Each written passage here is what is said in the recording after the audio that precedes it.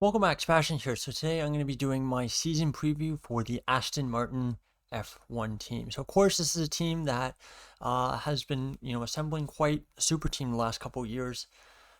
Lawrence Stroll, of course, has owned this team the last five seasons or so. And of course, this past season, 2024, they secured the signing of one Adrian Newey, arguably the greatest designer in car designer in F1 history. So kind of looking at some of the other, starting this video off, looking at some of the other key people involved in this project. So of course, Chairman Lawrence Stroll, very well known, of course, the father of one of the two drivers, Lance Stroll. New team principal for this season, Andy Cowell, taking over from Mike Crack. Mike Crack has kind of been, I guess, demoted in a way to chief of trackside operations. So we'll still be there at the track. Simply isn't really kind of in that top kind of slot at the team, now being taken over by Andy Cowell, who of course was kind of Mercedes engine guru during their reign of terror at the start of the turbo hybrid era. Chief Technical Officer Enrico Cardillo, and of course, new signing Adrian Newey, who will be starting with the team, I believe, from April. I want to say, is his official title is Managing Technical Partner.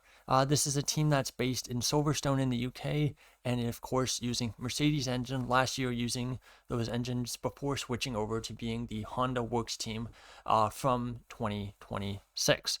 So, taking a look at the recent history of this team, very, very up and down, depending on the season. I guess if you wanted to pick out a trend, it seems they do very, very well in the second year of a regulation set.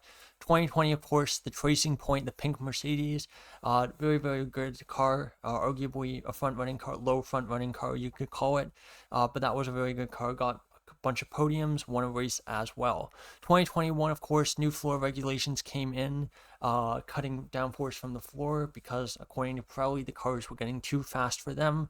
And so low rate cars, Mercedes, Racing Point were hurt quite a bit by those regulations.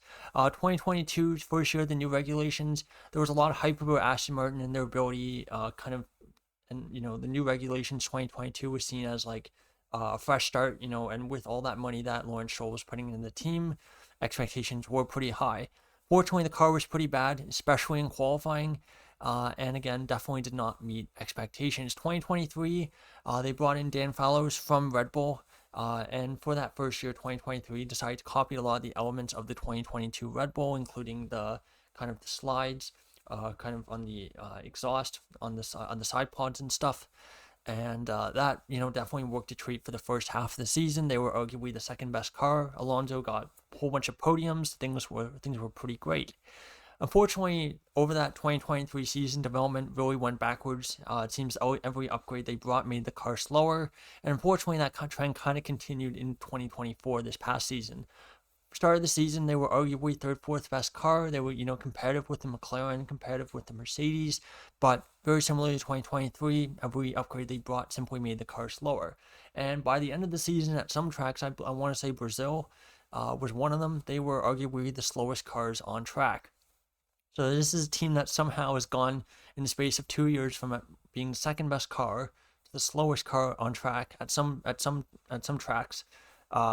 Over the course of 2 years, and that's definitely suggests that there's something wrong with how they're bringing upgrades to this team. It suggests they don't really properly understand either the car or the set of regulations. So I think for 2024, expectations are, pretty low. And again, looking at the stats for this year, they're not too bad.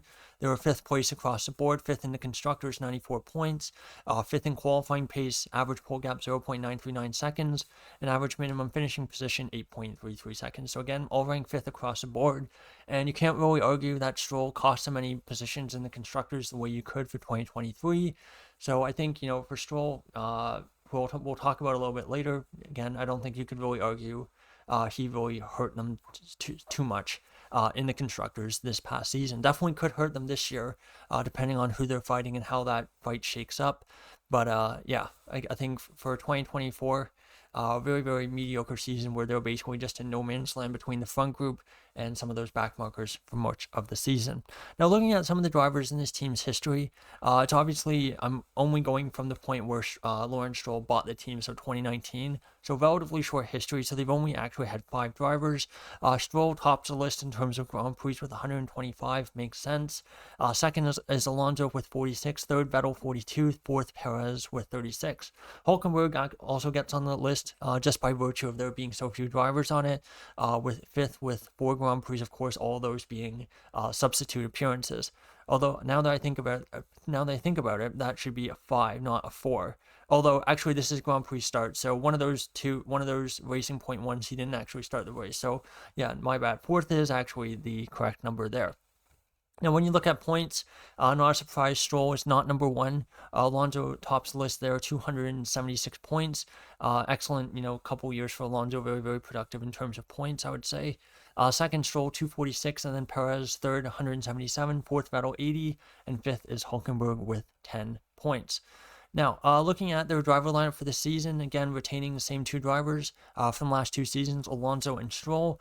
For Alonso, he is from Spain, 43 years of age, and this is going to be his 22nd season in F1, the most experienced driver in F1 history, with 401 Grand Prix starts, 2,337 points as well, and if the 25-point system had been in place for his entire career, would have had many, many more. His career best in the Drivers' Championship first, so double world champion, with those titles coming 20 years ago, 2005 and 2006.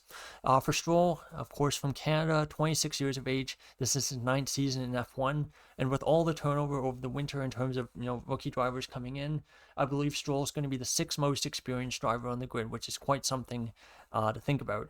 166 Grand Prix starts, 292 points, and a career best of 10th in the Drivers' Championship, which he achieved in 2023.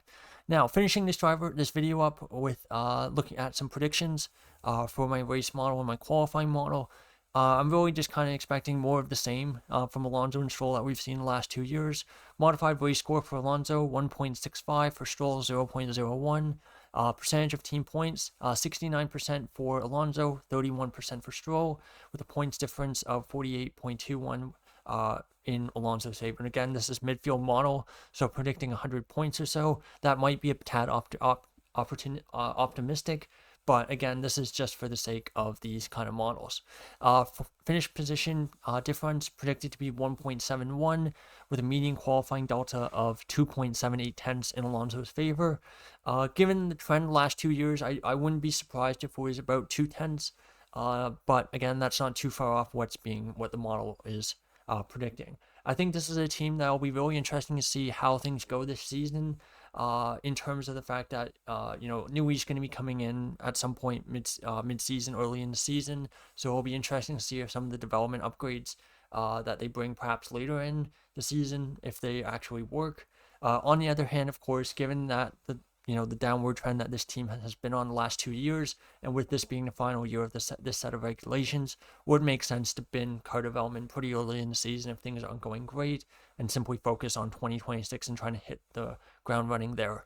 Of course, they'll be working with Honda. Honda did have a bit of a late start to building the R&D building their engine for 2026, so I think expectations are not super sky high there. The other big thing I would say going around this team is, what are they going to do with Stroll? Is Stroll just going to keep sticking around forever?